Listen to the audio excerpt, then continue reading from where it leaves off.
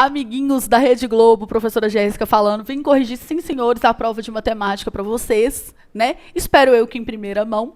Amigos, eu vou contar para vocês uma coisa, eu tô numa correria maluca, mas olha, a prioridade, eu mereço a curtida nesse exato momento, porque eu vou viajar hoje, né, amanhã, enfim, nessa madrugada, e eu tava fazendo minha unha, gente, olha só para vocês verem, gente, eu vou mostrar para vocês verem que, eu nem limpei a minha unha, certo? Porque eu falei assim, eu vou lá resolver essa prova, né? Depois eu resolvo o resto. Enfim, assim que saiu o gabarito, o pessoal já veio me falando, eu falei, vou lá, vou resolver esse negócio. Tá vendo que aqui tá uma bagunça, eu tô de mudança, enfim, gente, tá uma rotina louca hoje. Mas eu vim cá fazer isso pra vocês. Então, deixa sua curtida aí, que eu nunca te pedi nada, né, amiguinhos? Enfim, vamos falar sobre a prova, né? Minhas considerações.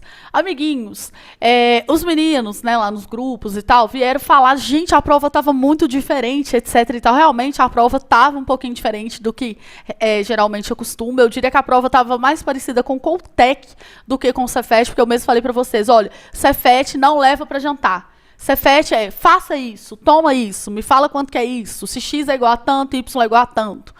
Geralmente as provas do Cefet são assim, elas não têm textão, elas não têm muita encheção de linguiça, é uma coisa mais direta ao ponto. Só que esse ano foi diferente. Foi uma prova, tipo, ali, ó, entre Coltec e Enem, tá? Muitas questões eu falo, até nos vídeos, questão a cara do Enem, velho. Essa questão foi tirada da prova do Enem, não tem base.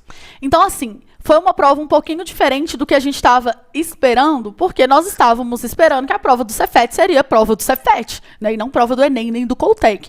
Porém, eu não posso dizer que eu achei essa prova difícil, infelizmente, porque senão os meninos vão vir, né, e falar, nossa, professora, eu fui mal, e você está falando que a prova foi fácil. Não estou falando isso, amiguinhos. A prova estava um pouquinho diferente da sua expectativa, mas nem por isso ela estava difícil, ok? Por exemplo, essa questão aqui, ó, sobre densidade, a 39, era uma questão só de você passar uma variável de um lado para o outro que você descobria ela. Então, é uma questão muito simples, né? Se você errou, sinto muito, mas é uma questão fácil. Essa aqui, que é uma questão de tabuada, pura e simplesmente, tabuada resolve o problema aqui. Diagonal de quadrado, né? Essa questão foi sim uma questão Cefet, tá? Essa aqui foi uma questão Cefet. Diagonal de quadrado, nós falamos sobre isso, ó, o tempo inteiro. Aqui também caiu o conceito da diagonal de quadrado, área de figuras planas. Tá vendo que não foi nada exorbitante? Tá vendo que não caiu Teorema de Stewart. Eu falei pra vocês, para de me perguntar sobre Teorema de Stewart, eu vou morrer. 1 milhão de coisas pra vocês estudarem, vocês perguntando de Teorema de Stewart, que caiu em uma questão de 2005, gente. Pelo amor de Deus, né? Juros compostos. Ai, eu fico com uma preguiça com essas perguntas, gente. Pelo amor de Deus, não cansa a minha beleza, não. Não cansa a minha beleza, não. Isso não cai nas provas, gente. Vocês têm que, né, relaxar um pouco mais e estudar pelo que mais cai, né? Que é isso, diagonal de quadrado, tel de Pitts, trincas pitagóricas. Olha, caiu uma questão de trincas pitagóricas, que foi essa questão aqui, né? Então, olha só, mais uma questão que a gente tinha falado muito nela, trincas pitagóricas. Isso aqui, função de primeiro grau, a gente estudou muito lá no grupo VIP, ok? Essa questão aqui foi mais chata, retas paralelas cortadas por transversais e afins, foi mais chata, mas ok, essa daí tudo bem se você errar ela. Essa aqui, tratamento da informação, a questão de interpretação de texto. Muito simples essa questão, certo? Essa aqui também, ó, essa questão você acerta ela pela lógica da vida, que prova que se preze ia falar mal, entre aspas, da vacina, amiguinhos. Pelo amor de Deus, vacina sim, né? A prova tá puxando uma sardinha pra vacina ali. Você não precisa ler o texto. É só você olhar o que tá falando bem da vacina aqui. Qual que é a alternativa? Que tá falando alguma coisa sensata sobre a vacina da Covid-19. Então, assim, essa questão ali foi de graça, né? Sua obrigação era acertar ela, amiguinho. Pelo amor de Deus. Essa questão aqui, ó, eu dei uma dica sobre isso na revisão. Eu falei sobre essa questão de não linearidade, né?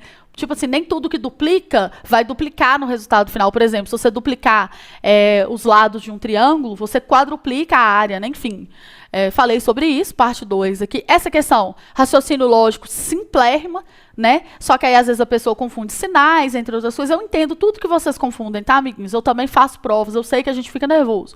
Mas, enfim, essa eu achei muito bem bolada, certo? Mas não estava difícil também, não. Essa aqui, muito simples de porcentagem, certo? Bem facinha mesmo, tranquilinha. Essa aqui também era só comparar frações no frigir dos ovos, né, amigos? Essa aqui, porcentagem simplérrima, que dava para usar o número 100 como o número inicial. Essa aqui, diagrama de Venn, já caiu coisas parecidas, sim, senhores. Essa eu achei chata. Essa questão aqui, confesso para vocês que eu achei ela insuportavelmente terrível. Por que que eu achei ela chata? Porque tem que ter muita atenção. Se você virar um negócio ali errado, né? Você erra essa questão. Então, eu achei ela facinha de errar, tá? Essa questão aqui também, achei um pouquinho chatinha ela, sabe? Envolvia um pouquinho de escala, enfim. Achei ela um pouco nojenta, digamos assim, a questão 23. Ok? Essa aqui achei super simples, geometria bem tranquila, bem teórica.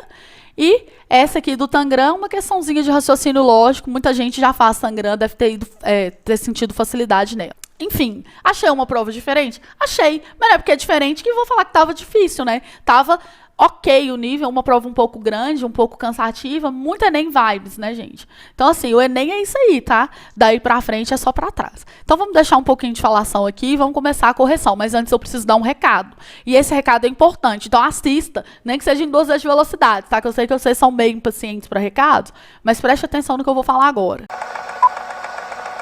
Está oficialmente aberto o meu curso na plataforma Hotmart para os colégios técnicos, amiguinhos. Vou explicar para vocês rapidamente aqui que para colégio técnico não se estuda para a sua prova. Se você vai fazer colégio técnico em Minas Gerais, você tem que estudar por Coltec, Cefet e Colune. Embora muita gente não conheça o Colune, porque o pessoal mais aqui da região de BH, digamos assim, né? O Colune é o colégio de Viçosa. Não importa se você vai fazer ou não Colune, você tem que pegar as provas do Colune para ver, porque são questões muito bem elaboradas, né? São questões de interpretação de texto, como hoje aconteceu. Olha só, a prova do Cefet foi ontem.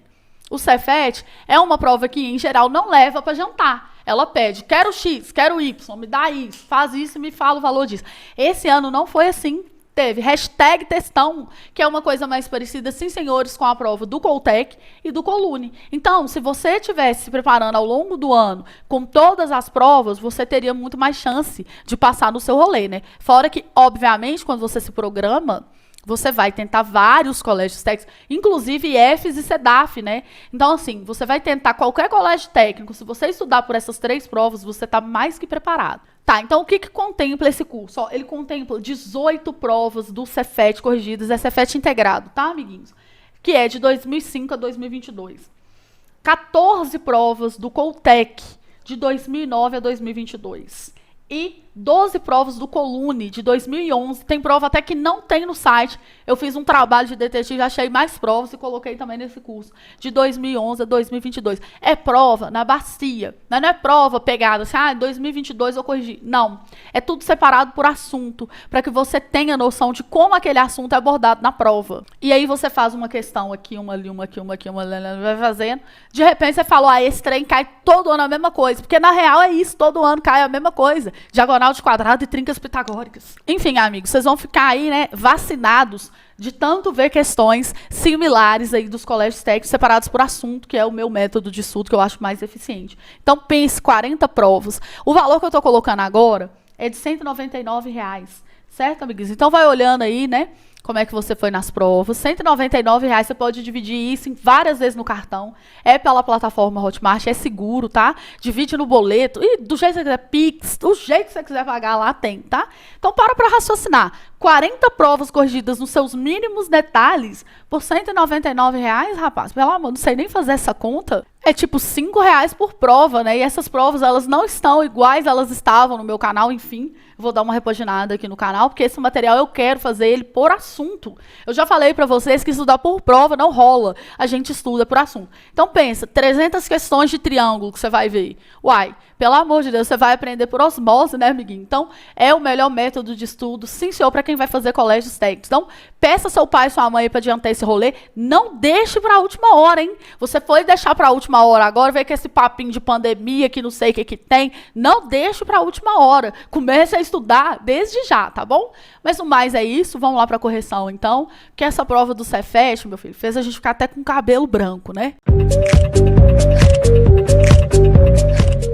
Na figura a seguir, distribua sem repetir os números naturais de 1 a 9, entre os 9 quadrados, de forma que o resultado da soma dos números de cada linha, de cada coluna e de cada uma das diagonais seja o mesmo.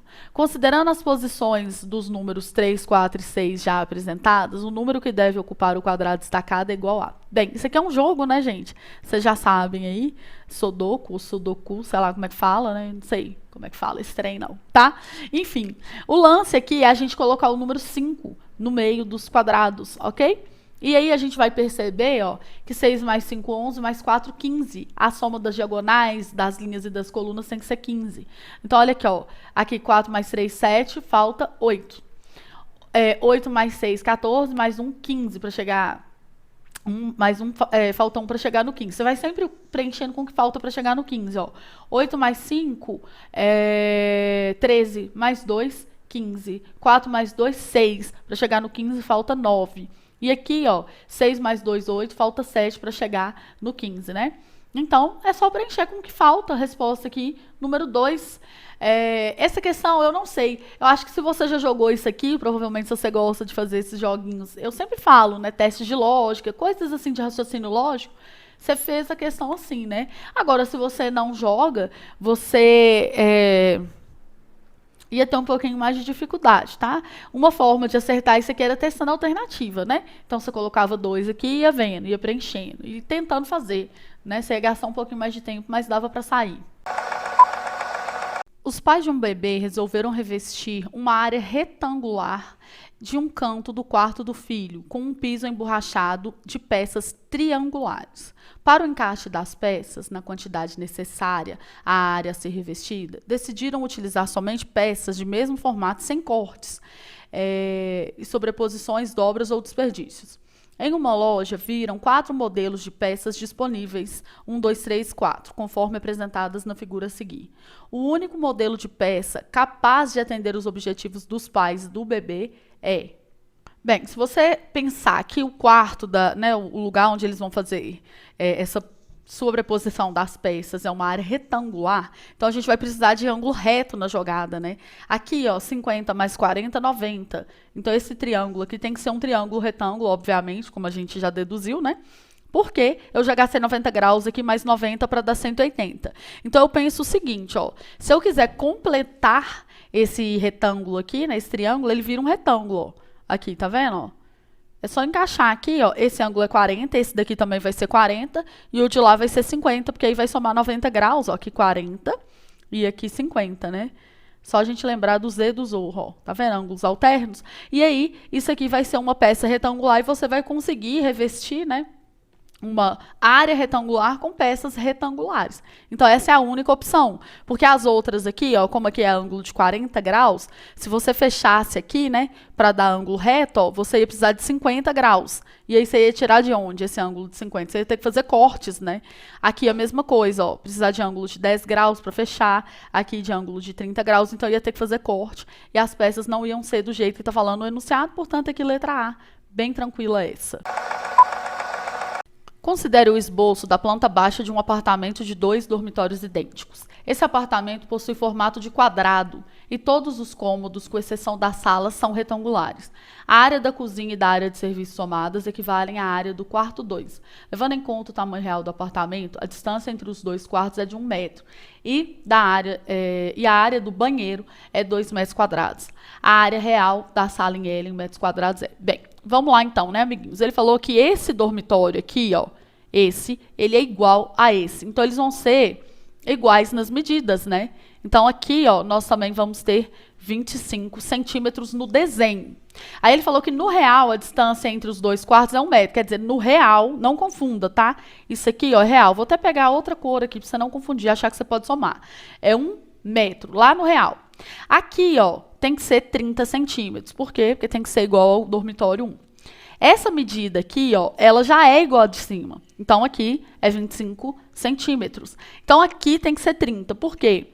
Porque ele falou que a área do quarto 2 é igual à área da soma, né? A soma das áreas da cozinha e da área de serviço. Então, a gente já descobriu que esse quadrado, que é o apartamento, ele tem 30 centímetros de lado, ok? Ele tem 30 centímetros de lado. Então, eu consigo descobrir a escala que foi desenhada. Por quê?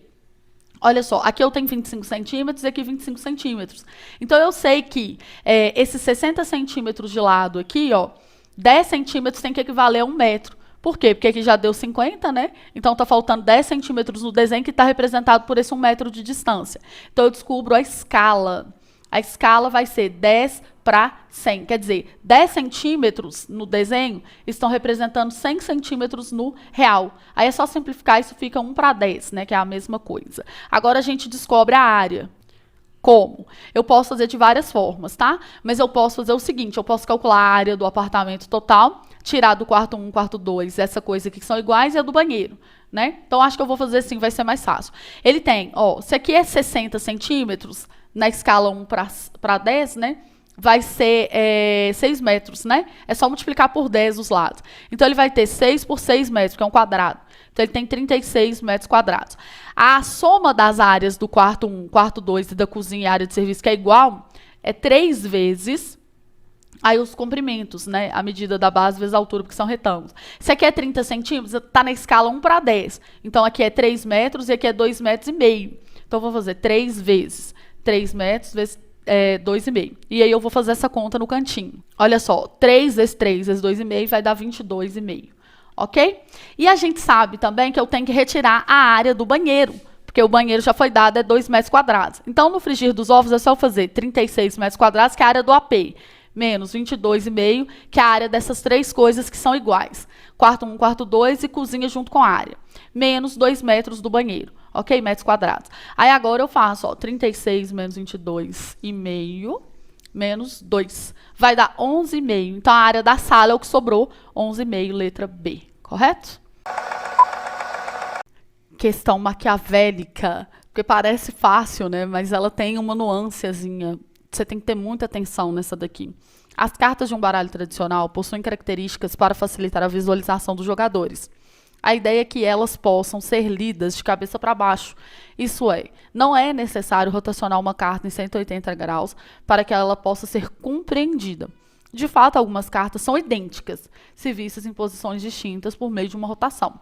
Considere a figura a seguir, composta por 5 cartas. Então, tá aqui, 4, 5, 6, 9 e 10, né? O número de cartas dessa figura que exibirão exatamente a mesma imagem após uma rotação de 180 graus é... Eu trouxe aqui todas as cartas e eu vou rotacionar elas 180 graus para vocês. Mas lá na hora da prova você não ia ter essa ferramenta. Então você vai precisar prestar muita atenção aqui, por exemplo, na carta número 5. Tá vendo que a carta número 5, ela tem essa figurinha aqui, né? A espada, chama espada esse símbolo, né? Que o coração tá de cabeça, tipo, tá na posição normal que a gente desenha. Pois é. Agora, eu vou rotacionar ela. Olha, parece idêntica, mas não vai ficar. Esse aqui que foi a questão. Olha só, quando eu rotaciono, ela não fica idêntica, única e exclusivamente, porque esse coração que estava, vamos dizer assim, na posição normal, agora ele está na posição invertida, digamos assim. Então, essa figura, ela tem uma figurinha no meio, né? Um naipe aqui, ó, no meio. Agora, vamos olhar uma outra figura aqui. Vamos ver o 6 e vamos prestar atenção se vai dar na mesma. Ó, vou pegar ele, só dei um Ctrl+C e vou girar. Você vai ver que o coração também vai inverter, né? Olha aqui, parece igual, não parece? Só que esses dois aqui está virado para cima e aqui está virado para baixo. Então, elas não são iguais. Assim que as 6 não são iguais. O resto, a gente vai observar que vão ficar todas iguais, ó. Essa aqui, que é o zap, não é? Se eu virar, ó, 180 graus, ela fica idêntica, porque não tem figura no meio, né? Não tem nenhuma aqui no meio, ok? O 9 é a mesma coisa, porque a carta em si, ó, o desenho aqui do naipe já é um desenho simétrico, né? Ele tem uma simetria já. Então, quando eu virar, ó, 180 graus, ele vai ser idênco à carta lá. Então, o 9 é mais uma que fica idêntico. Então, o 4 e o 9. Vamos ver o 10. O 10 também vai ficar igual, sabe por quê? Por causa do seguinte, ó, esse aqui tá para cima e esse tá para baixo. Quando eu virar, vai ficar vai dar na mesma. Quer ver?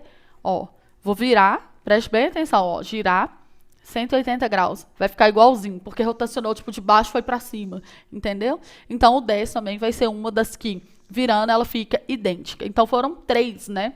O 4, o 10 e o 9. O 5 e o 6 não ficam idênticos, por causa dessas figurinhas aqui no meio, né? Que quando eu rotaciono, ó, essas aqui, se eu girar elas em 180 graus, elas invertem, né? Então, a questão aí achei bem maquiavélica, se pensar nesse nível de detalhe na hora da prova, mas a resposta correta é a letra C.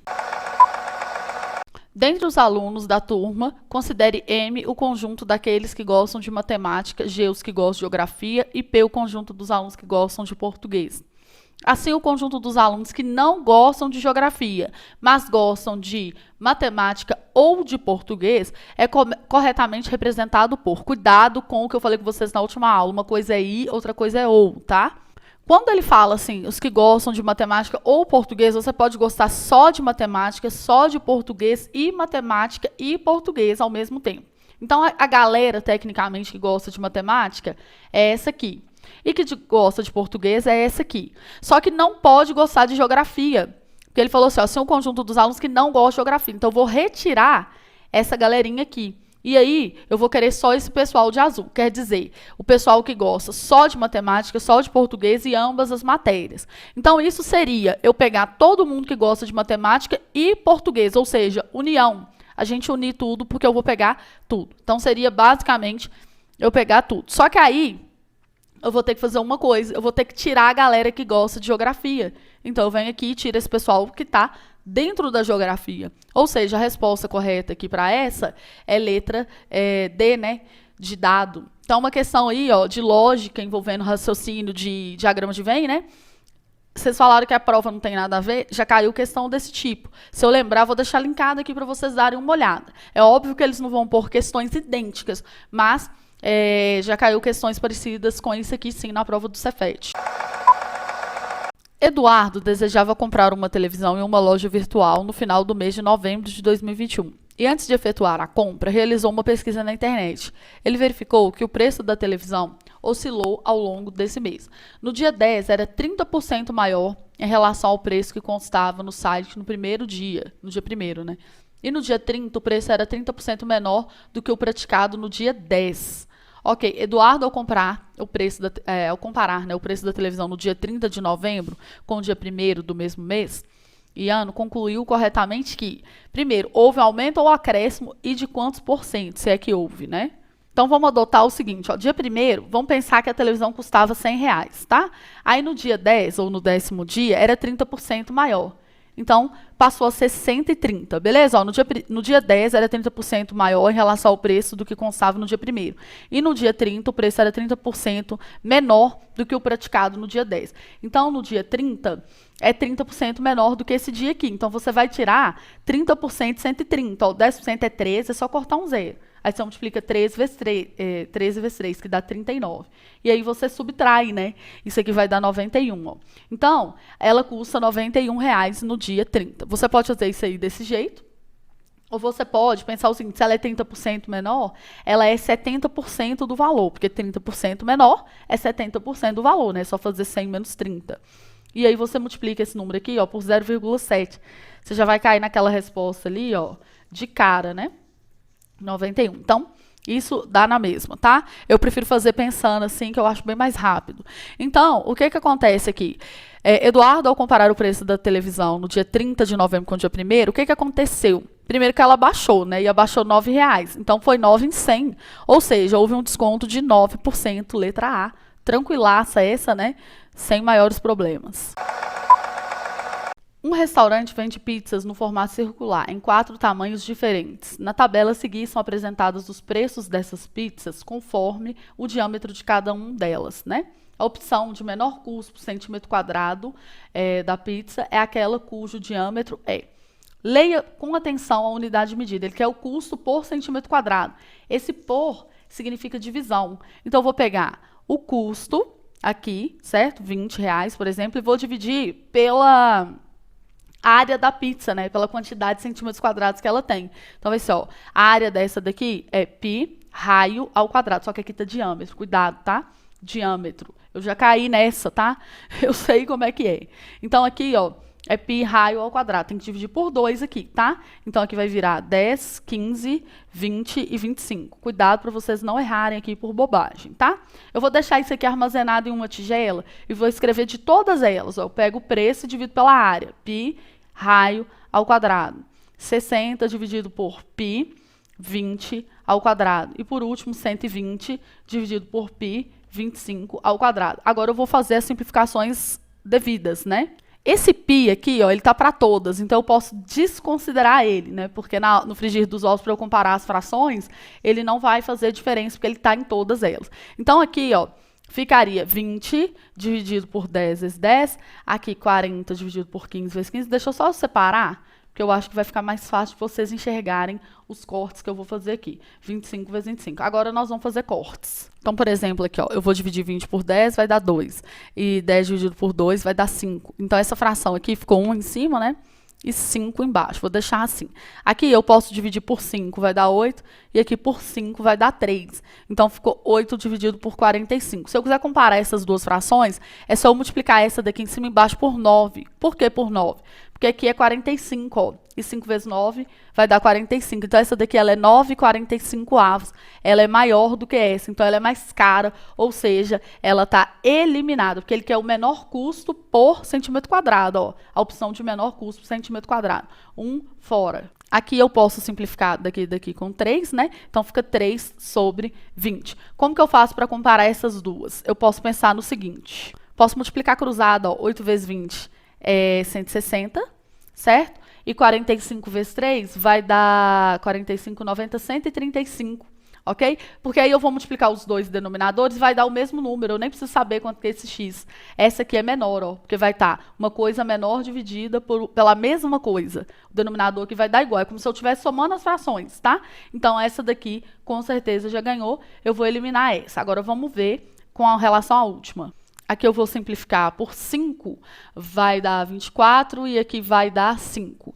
Então, vai ficar, deixa eu ver, 24 sobre 5 vezes 25. Então, vai ficar 24 sobre 125, né? E essa daqui, ó, ficou 3 sobre 20, né? A original. Vamos pegar aqui a original para a gente comparar. Aqui eu posso fazer, né, para eu não ter que pensar muito, eu posso fazer multiplicação cruzada. Só fazer 3 vezes 125. 125 vezes 3 vai dar 375. Obviamente que esse valor vai ser menor, né, do que se eu multiplicar aqui, que já vai dar 480. O denominador, lembrando, vai ser a mesma coisa, não precisa fazer essa conta. Então, essa daqui é menor do que essa, se eliminar D, né? E a resposta correta aqui vai ser a letra C, ó. Mentira, C não, né? Aqui mede 40 centímetros, é essa, letra C mesmo, ok? Então, é isso. Existem várias formas de fazer isso aqui, tá? Cada hora que você pegar, você vai pensar de um jeito. Mas o que eu sempre aconselho é você escrever tudo. Isso é uma questão do Enem, tá, gente? Isso aqui é Enem, beleza? Enem vibes e afins. Então, o que eu aconselho você a fazer é indicar todos os cálculos e fazer só o que for necessário. Mas se você tiver na dúvida, essa estratégia de multiplicar cruzado, ela é bom que você não faça nenhum arredondamento, né? Você faz assim, o exato mesmo, porque se tiver números muito parecidos, a gente tende a achar uma coisa e pode errar. Então, aqui eu fiz assim, métodos oficiais, tá bom? Augusto e Bernardo decidiram abrir uma empresa em sociedade, investindo uma quantia de R$120 mil.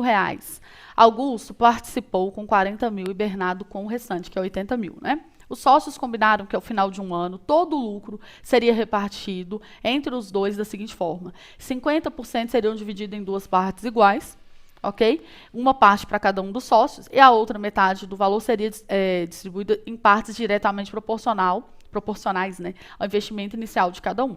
Então, quer dizer, o primeiro investiu 1/3, né, porque 40 mil em cima de 120 mil é 1/3, ó, 40, 80, 120. Ele investiu uma parte e o outro investiu duas partes em 3. Respeitando o que foi combinado entre os sócios, se ao final de um ano de funcionamento essa empresa obteve um lucro total de R$30 mil, então o lucro destinado a Bernardo em reais foi de, vamos lá. Então, olha só, o Bernardo é o que contribuiu com 2/3 do valor. Então, vamos pensar o seguinte, ó, de R$30 mil, eles vão dividir metade entre os dois. Então, essa metade seria 15 mil.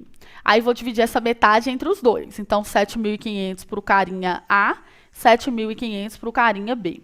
Os outros 15 mil vai ser dividido em partes proporcionais a 1/3 e a 2/3, que foi o valor. Eu vou explicar de onde eu tirei esse 1/3. Ó, o número 40 mil, certo? Em cima de 120, simplifica, simplifica. Divide em cima e embaixo por 4, aqui vai dar 1, né? E aqui vai dar 3. Então, o André, ele contribuiu com 1/3. E o outro, que é o restante, 80 mil em 120 mil, ó, corta, corta, divide por 4, vai dar 2/3. Então, aqui eu vou fazer a mesma coisa, ó. O André, ele vai pegar 1/3 desse valor, 1/3 de 15 mil é 5 mil. E o restante, que são 2/3, vai ser 10 mil, é do outro cara, do Bernardo. Então, o Bernardo, ele ganhou 7.500, que seria aquela primeira metade, que eles dividiram 50-50, mais 10 mil, que seria a parte que foi dividida proporcional, né? Metade do valor foi dividido proporcional. Então, aqui, ó, 17.500 para ele. Considere o número m natural dado por 1 vezes 2 vezes 3 vezes 4 até o número 35. Ou seja, m é o produto dos números naturais de 1 a 35. Assim, m termina com quantos zeros? Tá? Isso aqui também é chamado de fatorial, porque multiplicar um número pelos seus antecessores até chegar no número 1 é fatorial, é uma matéria que vocês vão estudar aí no ensino médio. Mas, enfim, quer saber aqui a questão da lógica da terminação em zero. Então, pensa o seguinte, para você ter números terminados em zero, ou o próprio número termina em zero na multiplicação, por exemplo, 2 vezes 10 vai dar 20, vai terminar em zero, porque o 10 termina em zero. Ou você tem um caso de multiplicação, tipo assim, ó, o 5 vezes um número par qualquer, 5 vezes 2, que vai dar 10. Ou 5 vezes 4, que vai dar 20, vai terminar em zero, certo? Ou você tem também um exemplo de, por exemplo, o número 25, né? Multiplicado por 4, que você vai ter 2 zeros aqui, né?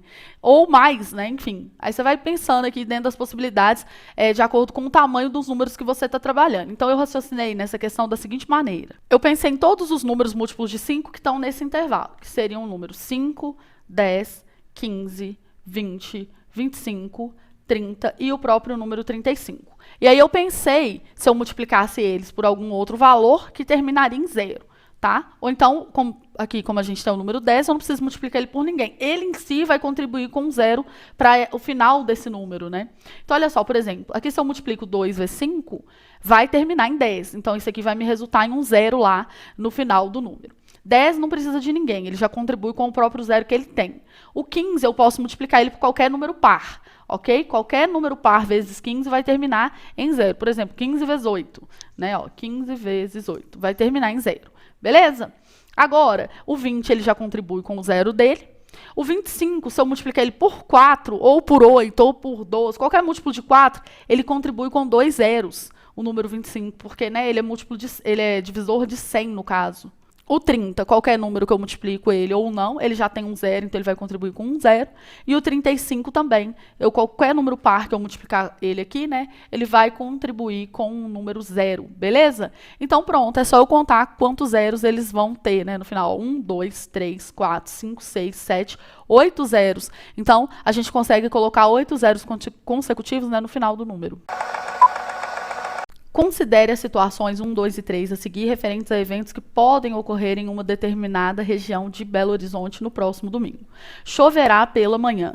Choverá pela manhã e fará sol à tarde. Choverá pela manhã ou fará sol à tarde. Sendo x, y, z as probabilidades de ocorrerem as situações 1, 2 e 3, respectivamente, é correto afirmar que. Então, vamos lá. Isso aqui é x, isso aqui é y e isso aqui é z. Quando você fala uma coisa ou aqui, né, quer dizer que qualquer uma das duas que acontecerem, você vai estar acertando essa frase. Se eu falar assim, ó, choverá pela manhã ou fará sol à tarde, certo? Então, quer dizer, se chover pela manhã, eu acertei. Se fizer sol à tarde, eu acertei. Se acontecer as duas coisas, eu acertei também. Agora, olha a diferença da número 2. Choverá. Então, aqui são 3 coisas que me satisfazem, né? Uma, outra ou as duas. Uma, outra ou as duas. Vamos dizer assim, tá? Agora, olha só. Choverá pela manhã e fará sol à tarde. Para que isso aqui aconteça, eu vou poder pegar o evento, eu vou acertar essa frase, né? Só se acontecer as duas coisas ao mesmo tempo.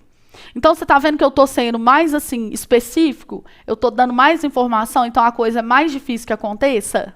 Já aqui, ó, na número 1, se eu falar que vai chover pela manhã, me interessa só o chover pela manhã, entendeu? Então, tanto faz o que acontecer à tarde. Pode chover ou não à tarde. Então, qual que é a coisa, assim, se eu falar com você, né? Qual que eu vou estar me garantindo mais de estar correta? Primeiro, a Z. A Z é a maior de todas. Por que que ela é maior de todas? Porque se eu falar que vai chover pela manhã ou fará sol à tarde, tanto faz as 3 coisas acontecer. Pode chover pela manhã, pode fazer sol de tarde, ou pode as duas coisas que eu vou estar acertando essa frase. Beleza? Em seguida, vai vir a primeira.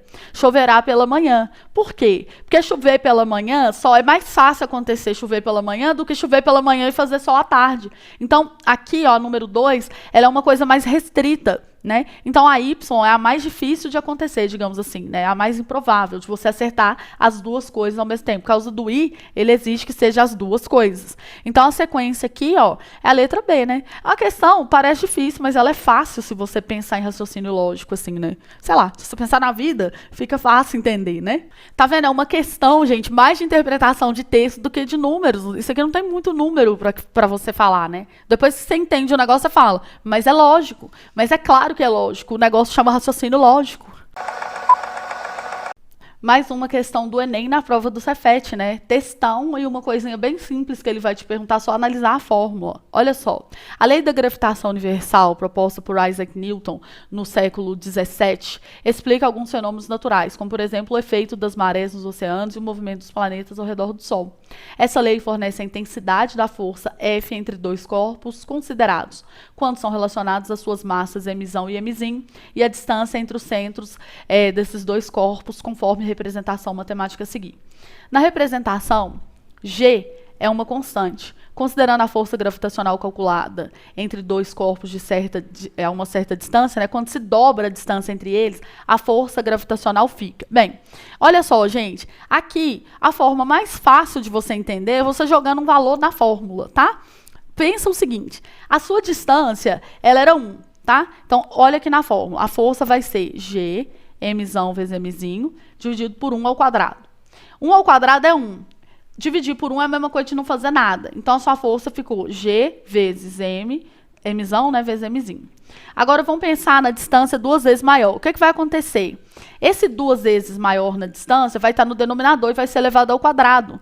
Então, aqui, ó, no lugar do D, que antes era 1, eu dobrei, não foi que mandou dobrar lá? Então, agora eu vou usar o número 2, que é o dobro de 1.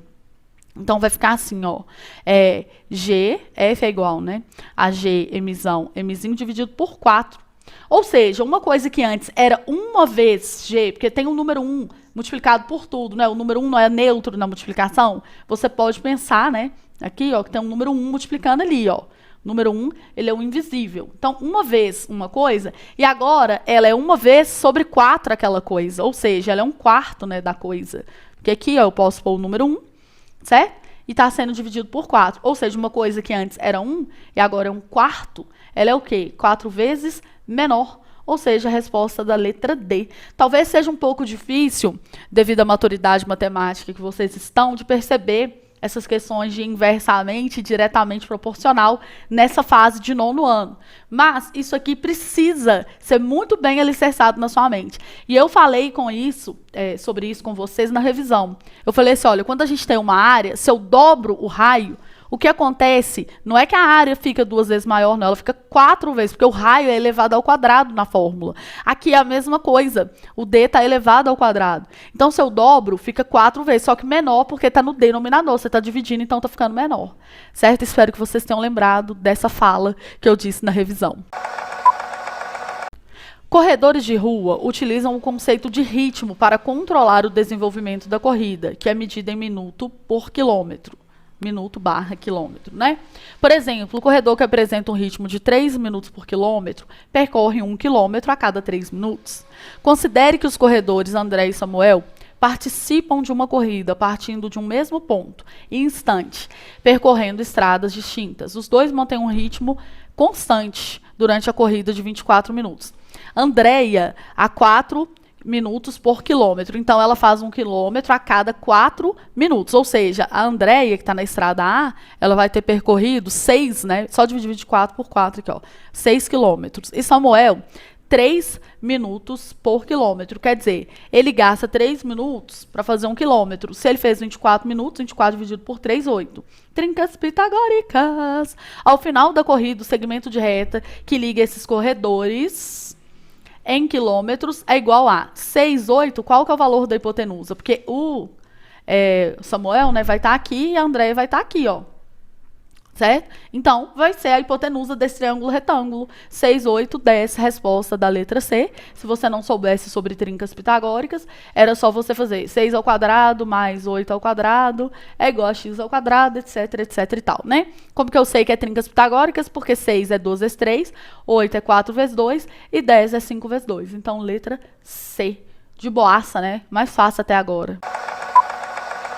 Considere uma escala X de temperatura, cuja correspondência com os valores na escala Celsius está representada na figura a seguir. Essa é uma questão de função de primeiro grau que precisa achar a equação da reta. Nós fizemos isso várias vezes lá no grupo VIP. Lembram-se? Usando um termômetro graduado na escala X, Pedro registra a temperatura de 0 grau para um objeto. Nessas condições, a temperatura desse objeto correspondente na escala Celsius é igual a quanto? Então, primeira coisa, nós vamos ter que achar, né, a equação da reta que passa por esses dois pontos. Quais pontos? Na escala X é 12, na escala Celsius é 20. O x e o y, né, dos pontos respectivos, e nessa 20 equivale a 25. Então eu vou achar, né, essa relação linear, porque a gente sabe que y é igual a x mais b, ou a x mais b é igual a y, né? Deixa eu passar o y para o outro lado. Aí o que eu vou fazer?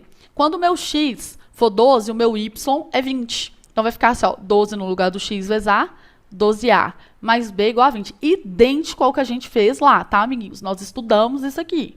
20 vezes no lugar do x, né, vai ficar 20 vezes a, 20a, mais b e 25 no lugar do y, ok?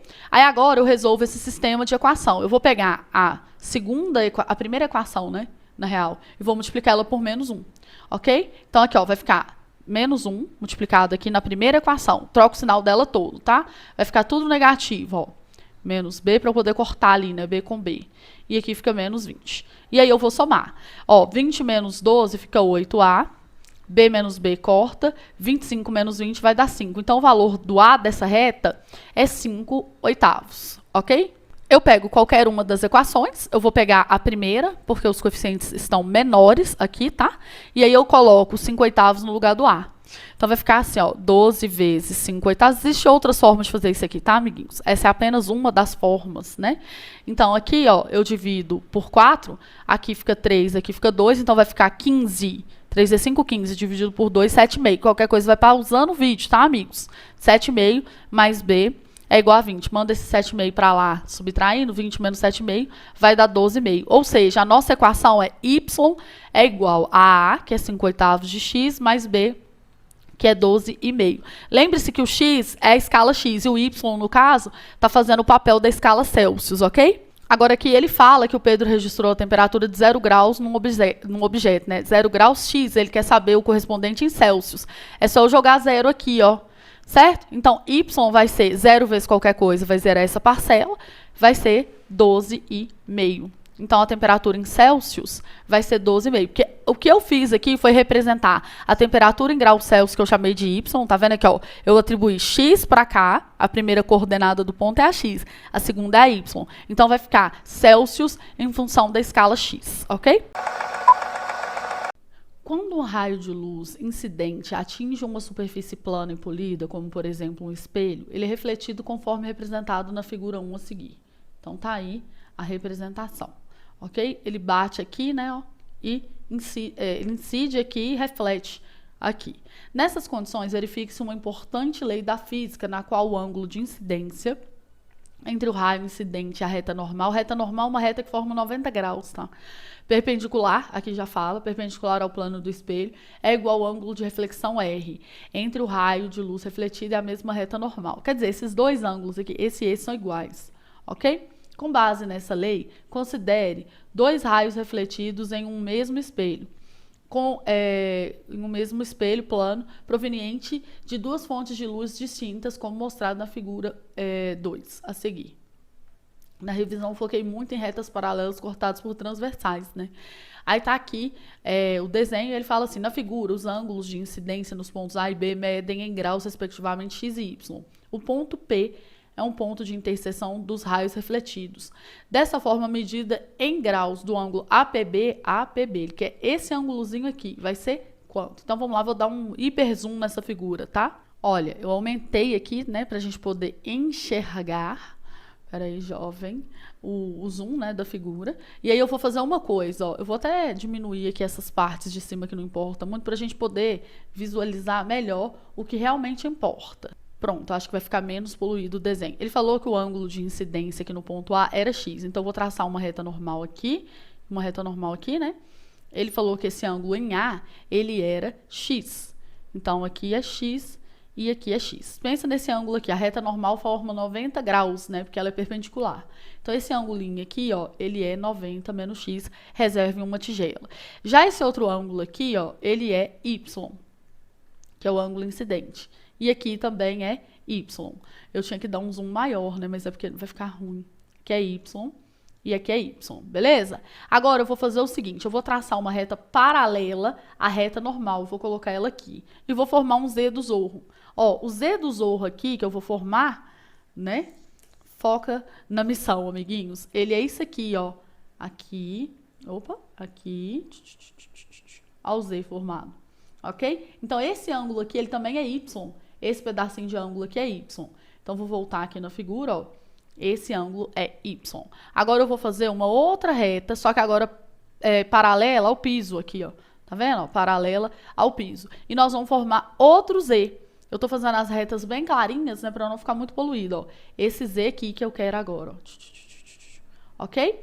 Então, esse ângulo aqui, ele vai ser o mesmo desse aqui. Eu vou até colorir de vermelho, ó, porque formou um Z aqui, ângulos alternos internos, né? Então, esse ângulo aqui, ó, ele é 90 menos x. Então, quanto que vai valer o ângulo de dentro? Todo esse ângulo aqui, ó, ele vale 90 graus, que é o cruzamento dessa reta com essa. Porque é paralela ao piso e paralelas normais, então forma 90 graus. Então, eu vou falar que esse ângulo aqui, eu vou até pintar ele de outra cor, certo? De verde, ó. Esse ângulo verde, ele vai ser tudo, que é 90, menos esse pedaço vermelho, que é 90 menos x, menos o y. Certo? Aliás, mais o y, né? Que eu tô subtraindo. Ó, eu tô pegando tudo e tô tirando essa parte com essa. Aqui é mais y. Ok? Entendido? Ó, 90, tô tirando menos essa soma do vermelho com o azul, certo? Então, por isso que fica 90 menos x, que é o vermelho, mais o y. Agora, o sinalzinho de menos aqui vai trabalhar, ó. 90, menos com mais é menos com menos é mais, menos com mais é menos. Corta, corta, então vai ficar... Aqui o mais, esqueci de pôr o x, né? Então, vai ficar, ó, corta, corta, fica x menos y. Certo? É uma questão realmente de retas paralelas cortadas por transversais. Letra A. Beleza?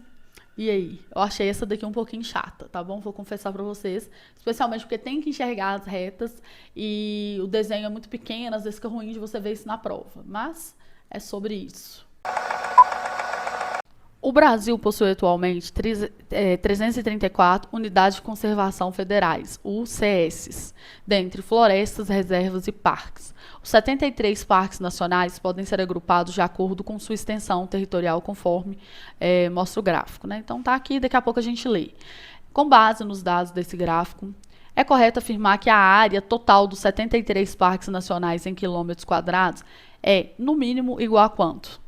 Bem, como ele falou, a área no mínimo, então nós vamos pegar o pior cenário, que é pensar o seguinte, ó, a partir de 10 mil e menos de 100 mil, né? Tá em quilômetros quadrados aqui. Então, o que eu vou fazer? Eu vou pegar o menor caso. Então, eu vou considerar que esses 6 tem essa área mínima, que é 10 mil. Então, eu vou fazer 6 vezes 10 mil, que vai dar 60 mil, ok? Mais 27 é que eu vou pegar também pelo mínimo, ó, 1.000, a partir de 1.000, né, e menos de 10 mil. Então, eu vou considerar que é sempre o mínimo, certo? Aí vai ser 27 vezes 1.000, que é 27 mil. Aqui é a mesma coisa, ó, 33, a partir de 100 e menos de 1.000. Então, eu vou pegar 33 vezes 100, né, que vai dar 33 com os dois zerinhos. Aqui é 27 mil, né, devia ter escrito, mas enfim. E aqui 7 vezes 10, né, então mais 70. Então, eu vou somar tudo isso. Então, vamos lá, fazendo a calculadora, porque, né, enfim, 60 mil, certo? Que é o primeiro ali, depois 27 mil. Cuidado com os zeros para você não errar, certo? 3300, olha só. 60 mil, de novo, mais 27 mil. Esqueci de apertar o sinal de mais. 3.300, 3300, né? Mais 770, quer dizer. Então, vai dar 90.370. Bem fácil essa, letra B, né? É tão fácil que às vezes a gente acha que a gente está pensando errado, né? Suponha que, nos testes para o desenvolvimento de uma vacina para a prevenção da Covid-19, um laboratório adotou a seguinte metodologia. 10 mil voluntários receberam doses da vacina, grupo teste, e outros 10 mil receberam placebo, que é um grupo controle. De forma que voluntários e pesquisadores não sabiam quem eram os integrantes de cada grupo. Como resultado, observou-se que dos 20 mil voluntários acompanhados na pesquisa, 200 deles contraíram a doença, sendo que 190 faziam parte do grupo controle e 10 do grupo teste. Aí aqui ele fala, né, que placebo é uma substância neutra sem efeito farmacológico usado em pesquisas. De acordo com o resultado dessa pesquisa, é correto afirmar que... Então vamos lá, a pessoa do grupo teste fica imune à doença após receber uma dose da vacina. Os grupos pesquisados têm a mesma chance de contrair a doença, pois há infectados nos dois grupos. Claro que não, né?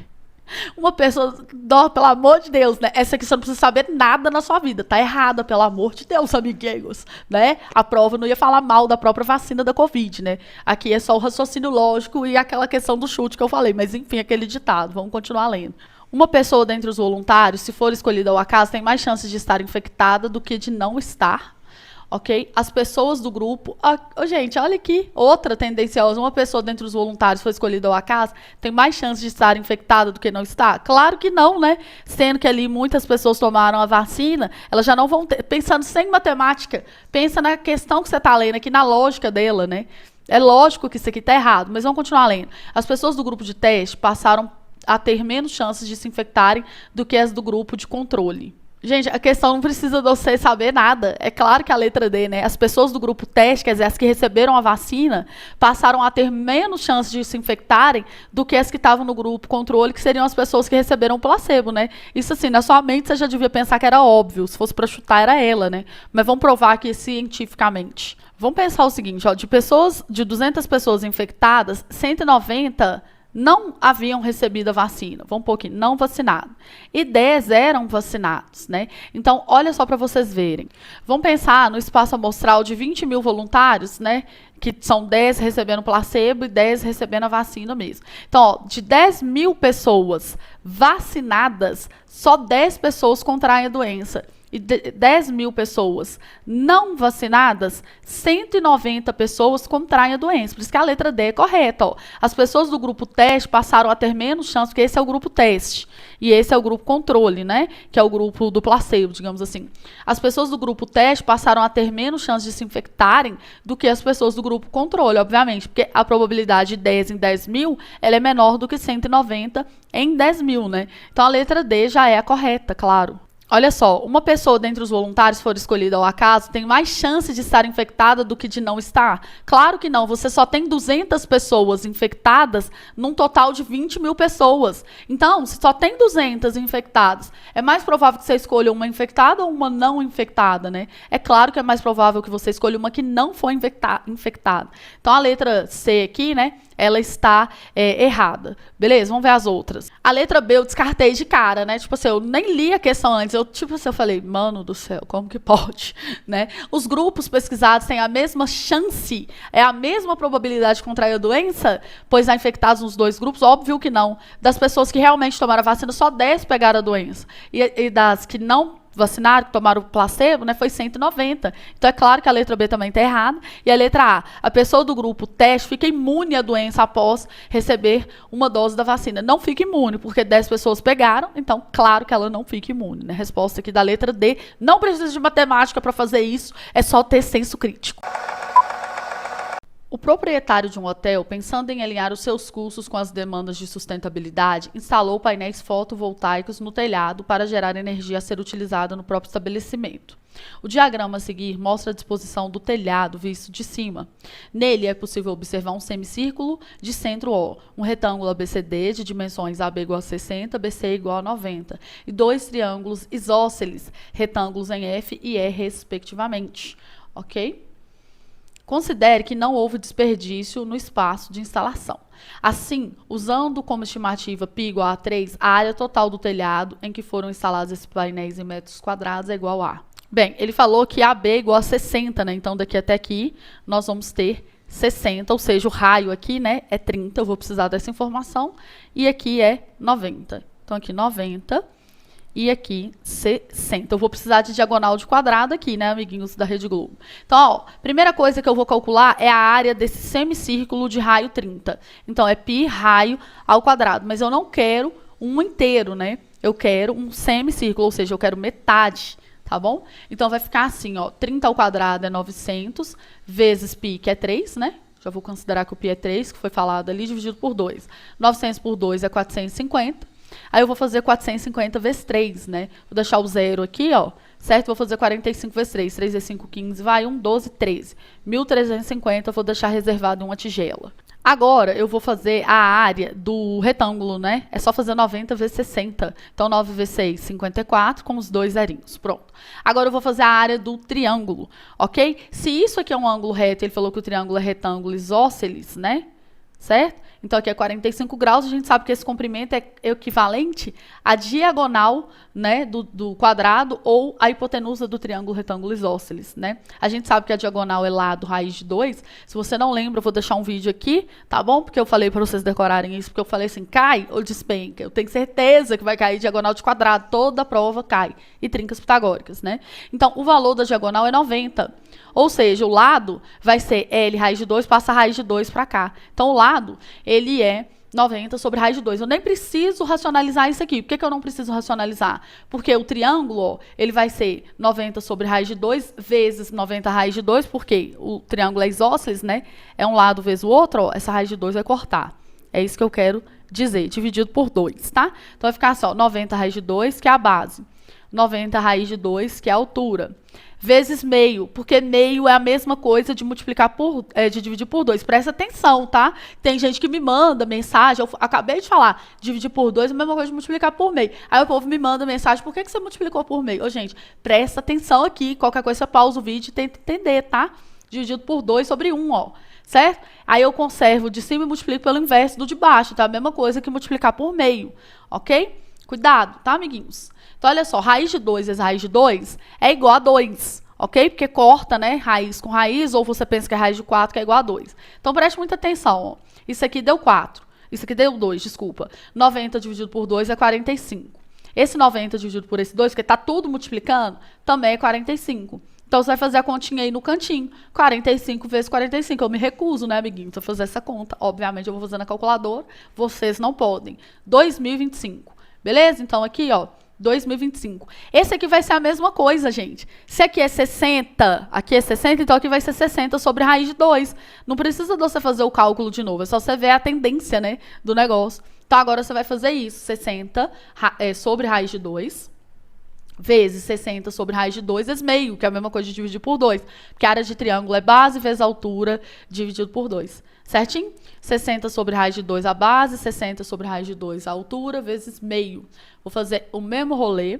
Aqui, ó, raiz de 2 vezes raiz de 2 vai dar 2. 60 dividido por 2 vai dar 30. 60 dividido por 2, 30. 30 vezes 30, 900. E aí, agora, eu vou somar tudo, né? E aí, a gente vai achar a área, né?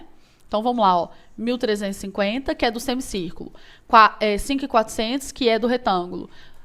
2025 mais 900. 9.675, letra B.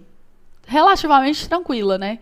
A geometria mais pesada até agora foi essa, né? E aquela lá dos espelhos. Enfim, mas essa aqui, tranquila, né, gente? Só diagonal de quadrado, que todo mundo já sabia que ia cair, obviamente. Você nasceu sabendo que vai cair diagonal do quadrado no Cefet, não é mesmo, amiguinho? Ana deve utilizar bolinhas de isopor em um trabalho escolar para representar uma molécula da substância, conforme o modelo atômico de Dalton. Olha, a prova foi bem multidisciplinar, né? E tal. Nesse modelo, cada átomo é considerado uma esfera maciça e indivisível. Para construir a representação plana da molécula dessa substância, Ana comprou um disco de raio R. Ok, e 4 discos de raio Rzinho. Então, o grandão tem Rzão, o pequenininho tem Rzinho. Após construir a representação da molécula, ela notou que os discos menores eram tangentes ao disco maior e que, ligando os seus centros, obtinha um quadrado. Ligando os seus centros, ela obtinha um quadrado, ABC conforme figura. Nesse modelo representado por Ana, a medida do lado do quadrado é dada por diagonal de quadrado, né, amiguinhos? De novo, olha aí, mais uma. Preste muita atenção. Daqui até aqui eu tenho Rzinho, daqui eu tenho Rzinho, e daqui eu tenho 2 Rzão, que é o raio da paradona lá. Então, eu sei que a diagonal desse quadrado, ela é 2 Rzão, mais 2 Rzinho. A gente sabe que diagonal de quadrado é lado raiz de 2. A diagonal de um quadrado é lado raiz de 2. Passa a raiz de 2 para cá dividindo, vai ficar 2 Rzão mais 2 Rzinho, dividido por raiz de 2, isso é igual a L. Aí eu vou racionalizar os denominadores, né? Certinho? O denominador, no caso, né? Então, multiplica em cima e embaixo por raiz de 2, ó. Aqui vai ficar raiz de 2 em cima, raiz de 2 embaixo. Raiz de 2 vezes raiz de 2 vai dar 2 embaixo. Aí vai ficar em cima assim, ó, raiz de 2 que multiplica 2R mais 2Rzinho. Ok? Eu posso pôr esse 2 aqui do Rzão e o Rzinho para fora em evidência. Vai ficar raiz de 2 vezes 2. Aí aqui dentro fica Rzão mais Rzinho dividido por 2. Esse 2 corta com esse 2. Então vai ficar raiz de 2 que multiplica R mais Rzinho. Resposta da letra D. Tranquila. A densidade é uma propriedade específica de cada tipo de material. Objetos feitos com o mesmo material, estando sobre as mesmas condições de temperatura e pressão, ainda que tenham formatos diferentes, possuem a mesma densidade. Matematicamente, densidade é obtida por meio da relação D igual a M sobre V, onde M é a massa do objeto e V é seu volume. A seguir, temos 4 sólidos macios, todos feitos a partir de uma mesma substância e postos sobre a mesma pressão e temperatura, tendo dessa forma a mesma densidade. Sabendo-se que, né, V3 é maior que V4, que é maior que V1, que é maior que V2, o objeto que apresenta a maior massa é... Eu li errado, né? Eu falei V3 maior que V4? Não, é V3 menor que V4, menor que V1, menor que V2. Quer dizer, o V2 ele tem o maior volume, tá bom? Se a gente pegar aqui, ó, de novo, mais uma questão de você analisar se a coisa é diretamente ou inversamente proporcional, tá? Esse V, ele tá dividindo aqui, né? Eu posso mandar ele pro lado de cá, ó, multiplicando. Como o V tá multiplicando o D, você pensa assim, ó, esse cara e esse, eles estão em cima na fórmula, então eles são diretamente proporcionais, certo? À medida que um cresce, o outro cresce. Por exemplo, se eu multiplico aqui esse V, se esse V vale 1, vai ficar 1 vezes D igual a M. Se aqui fica 2, eu tenho que multiplicar o outro lado da equação por 2 também, certo? Para que mantenha o equilíbrio da igualdade. Então, eles são diretamente proporcionais. Então, quanto maior a densidade, maior o volume. Então, o que vai ter maior massa é o que tem o maior volume. Por quê? V e M são diretamente proporcionais. Ok? Então, o 2 aqui, ó, certo? O material 2, que vai ser esse daí que tem a maior massa.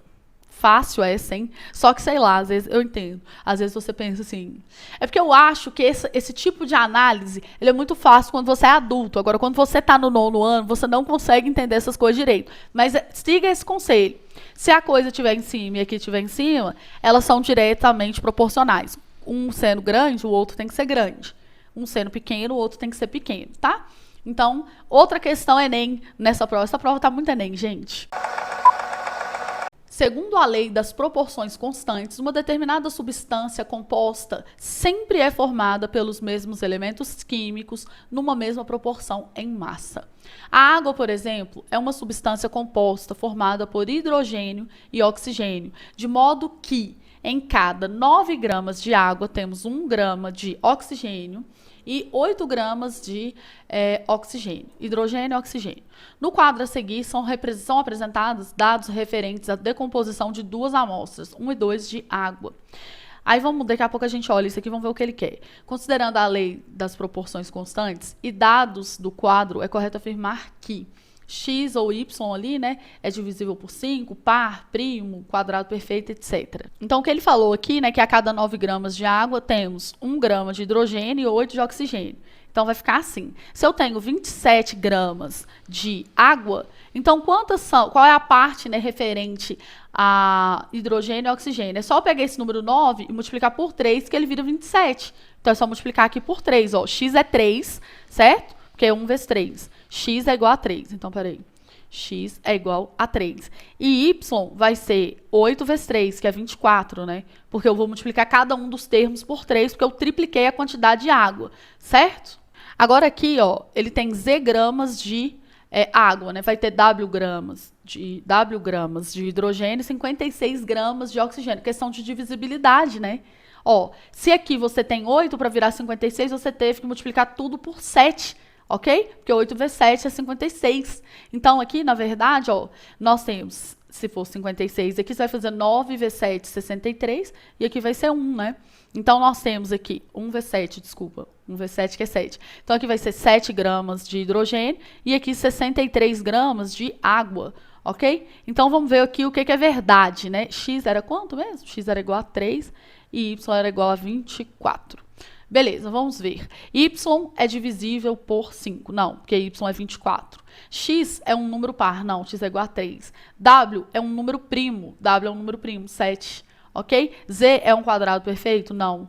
dizer 63. Ele colocou isso aqui, sabe por quê? Porque a galera confunde a tabuada e acha que é 64, tá? Agora eu conto para vocês a maldade da prova, porque vocês erram tabuada, amiguinhos. Ok? Então, letra C aqui para nós na 40.